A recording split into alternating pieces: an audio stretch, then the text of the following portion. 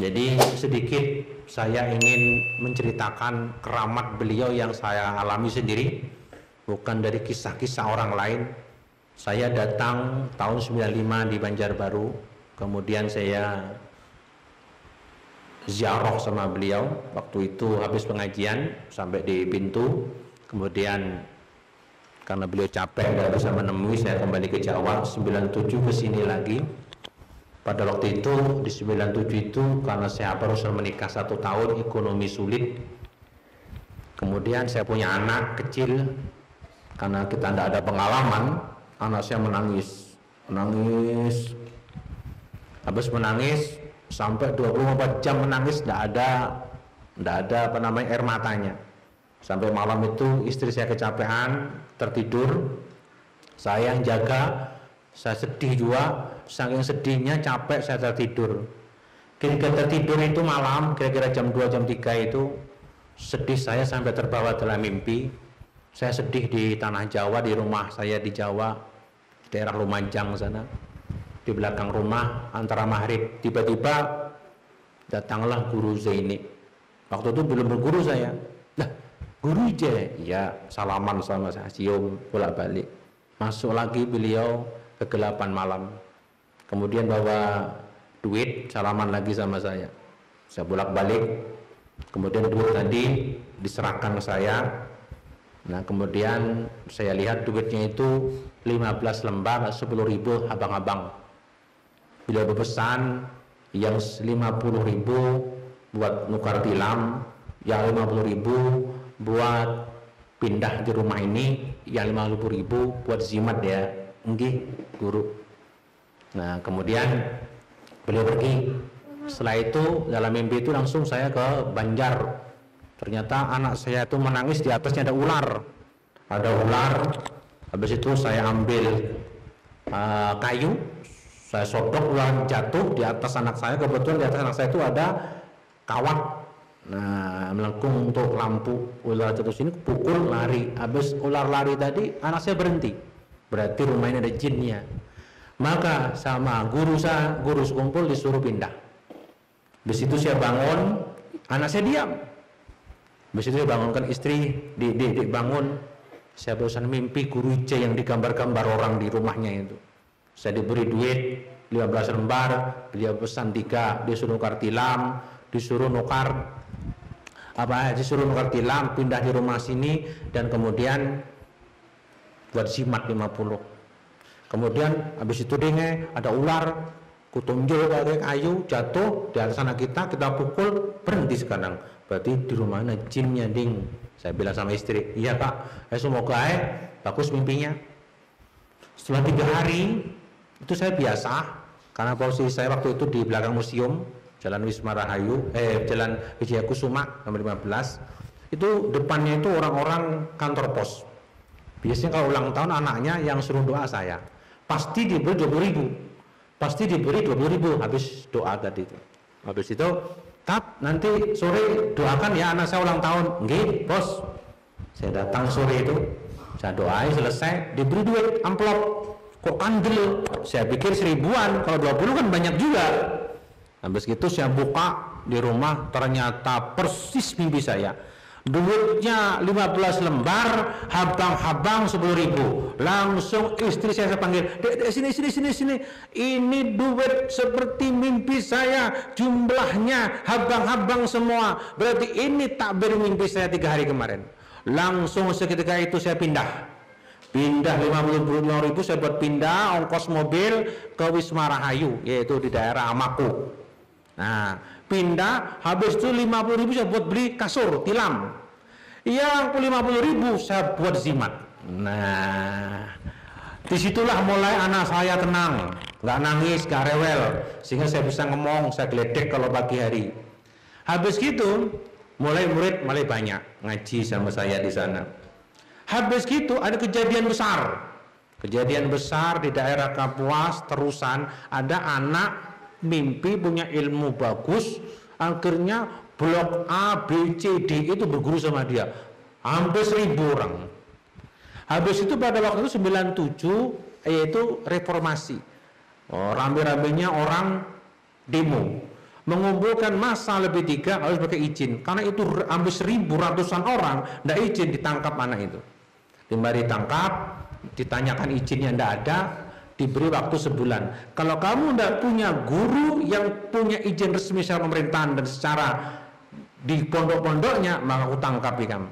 Akhirnya pengurusnya itu tadi cari guru, mulai Kapuas, Palangkai Kapuas, Banjarmasin, Martapura, Banjarbaru. Kebetulan pada waktu itu saya punya perguruan Sunan Kalijogo, saya pakai papan nama di daerah batas kota.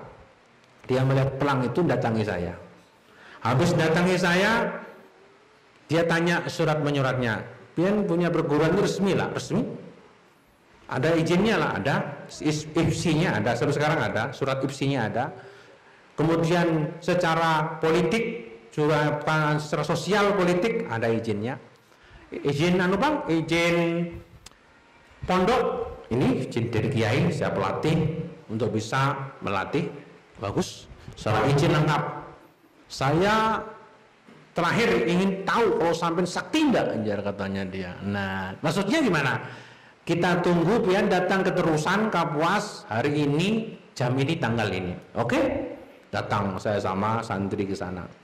Ketika saya datang pakai sepeda motor waktu itu, mulai dari Jelapat naik terus sampai Pal 20, naik terus sampai Sebamban sana. Nah, terus naik sampai Kapuas, terusan lah. Terkejut saya, kalau satu lapangan manusia, lautan manusia. Habis gitu disuruh menunjukkan, meraktekkan supaya benar-benar hebat enggak. Lah untuk jelasnya bisa sampai buka di YouTube, ketik Gus Hamid Wali Songo. Kita atraksinya sudah. Ketik aja Gus Hamid Wali Songo. Itu dipraktekkan. Nah, ketika melihat itu semua berguru. Semua berguru, akhirnya banyak bersyariat, disitulah duit saya banyak. Berkah zimat Abbas Kumpul 50.000 tadi. Daripada banyaknya duit tadi, pada waktu itu tahun 2099 itu saya bisa mengumpulkan duit 11.400.000. Maka tahun 2000 saya beli sepeda motor Astrea 2000 kontan. Wah, bangga banget, gak pernah punya duit segitu banyaknya. Nah, habis itu punya sepeda motor, mulailah ngajar pakai sepeda motor. Terus ekonomi naik, berkahlah 50. Sampai saya mendirikan pondok di Amako, murid mulai banyak datang. Maka beliau tahun 2001 beliau berkata, ini berguru sama seorang guru bertahun-tahun kok tidak mau sodako sama guru. Waktu itu saya sudah mau tukar tambah sama Karisma tahun 2001-2002. Nah, sudah jadian sama dealer di depan rumahnya wali kota Banjarbaru itu. Kemudian karena guru bilang gitu, akhirnya saya tunda. Feeling istri, Dek, kita nggak usah beli mobil, sepeda motor. Kita beri aja duitnya kepada guru sekumpul. Nah, pada waktu itu 2 juta. Saya mau nambah 2 juta, ada duitnya 2 juta. Terus punya kabar setelah saya mengaji, ada menteri waktu itu datang bawa duit 38 juta. Karena itu ada kabarnya gitu, ceritanya sih, cerita bukan tertulis. Ada menteri datang bawa duit 38 juta nggak salah, beliau nggak suka, dibakar. Nah, akhirnya saya takut, wah ini kalau duitnya haram dibakar juga. Akhirnya dari 2 juta tadi saya itihi yang halal 1 juta. Habis 1 juta saya menghadap kepada khaddamnya, mau ketemu Abbas Kumpul. Nah, ketika bertemu beliau mengatakan, bisa aku menghubungi kamu sama Abbas Kumpul, bilung duit itu aja habis pembacaan, tapi kamu aja, istri nggak usah ikut. Sehingga saya berpikir, nanti dulu Pak, saya Pak Haji nggak bisa, karena saya cari duit sama istri. Kalau saya yang sama Sidin, egois saya nanti. Saya ingin bersama istri. Mikir beliau, barulah diberi nomor telepon khusus. Kamu telepon jam 7 pagi, jangan kurang, jangan lebih. Waktu itu saya punya telepon genggam Tresera, ingat saya, belum ada telepon, tahun 2001-2002. Habis gitu pas jam 7 saya telepon, assalamualaikum warahmatullahi wabarakatuh. Kalau salam sama orang wali gitu. Waalaikumsalam. Siapa ini? Saya Abdul Hamid sama istri. Saya sudah mengaji sama pian guru 5 tahunan lah. Insyaallah 5 tahun ke 6 tahun, istri 3 tahunan. Jadi ulun hendak mengaturkan duit ampun pian ini 1 juta. Bisakah ulun menghadap pian? Beliau berkata apa? Waduh, aku sibuk hendak umroh aja. Aku sakit-sakitan juga kada kawa. Habis itu kada kawa ulun dulung ke hadam pian asal urun diakui murid aja. Abdul Hamid sama istrinya disambat namanya, ku akui murid dunia akhirat. Kobil itu sudah guru cukup. Nah, habis itu saya beri 1 juta. Setelah saya beri 1 juta, kira-kira seminggu kejadian. Di daerah negara ada orang kesurupan, namanya Man negara. Bisa ditanyakan, 2001-2002 itu.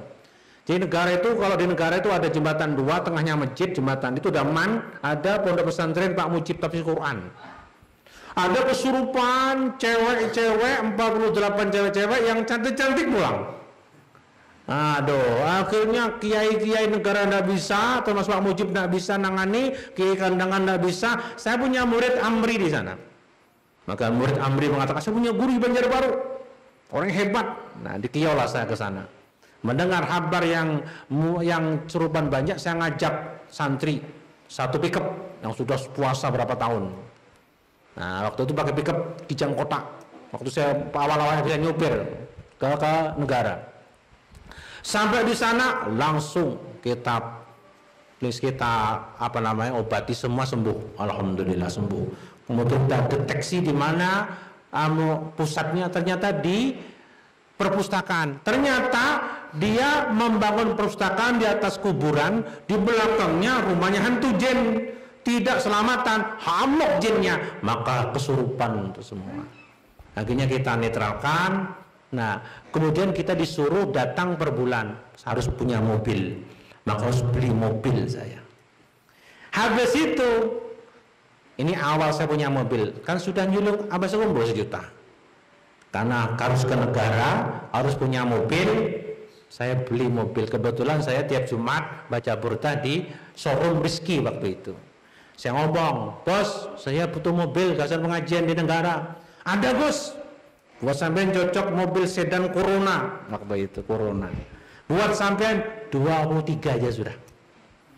Habis 20 juta, 23 juta. Habis saya jual sepeda motor laku 9 juta, kemudian tabungan saya kumpulkan kurang 10 juta. Waduh, gimana gitu 10 juta. Habis gitu seminggu setelah amal sama Mas Kumpul tadi, tiba-tiba saya sedih di langgar, langgar Anaja waktu itu. Sedih saya, datang murid saya, dono bawa kresek. Assalamualaikum Gus. Waalaikumsalam. Ada apa? Saya dengar sampai mau beli mobil. Iya. Katanya kurang 10 juta. Iya. Langsung dilempar ini, duitnya 10 juta di kresek. Bos sudah pakai sudah guru. Apa ini? Gura wadah aku buka duit 10 juta. Nah, maksudnya apa? Pakai sudah. Disitulah saya baru yakin bahwa Allah berfirman dalam Al-Quran, man ja'a bil hasanati falau asru amsalihah. Barang siapa yang membawa kebagusan 1, Allah balas 10 ganda. Aku habis julung abas kumpul 1 juta, halal keringatku sendiri, Allah beri julung 10 juta seminggu aja. Zaman itu akhirnya saya julung 10 juta di showroom, saya bawa mobil itu langsung ke pengajian. Di pengajian disambut oleh ceramah Sidin, Corona tak jumpa katanya Sidin. Langsung saya bawa mobil itu, saya bawa di pengajian, saya duduk di depan TV, Sidin bergayaan, berkisah, Corona tak jumpa tadi. Udah, mobil kude itu disambut Corona, mobil Corona. Oh, Mas Sidin hebat nih. Ini barang siapa berbuat baik sama walinya Allah, Allah akan buka pangkat-pangkatnya, Allah buka rezeki-rezekinya. Sampai sekarang mobil saya naik sampai Fortuner sekarang punya. Kenapa? Berkah 50.000 simat Sidin tadi. Maka orang yang berguru sama seorang wali, ketika dia mahabbah cinta benar sama Sidin, maka Allah akan buka ilmunya, makom wilayahnya, rezekinya min haitsu la yahtasib. Itu bukan kata orang, saya sendiri. Demikian Semoga cerita ini yang saya alami menjadi motivasi kita lebih mencintai wali-walinya Allah, dan kita bisa berhadir berkumpul dalam acara haulnya. Dengan menghadiri haulnya kita termasuk anggota beliau. Semoga dengan datang di haulnya dibukakan makom wilayah kita, dibukakan ilmu kita yang manfaat, dibukakan rezeki yang banyak dan barokah. Demikian yang bisa ulun sampaikan, kurang lebihnya bermaaf. Assalamualaikum warahmatullahi wabarakatuh.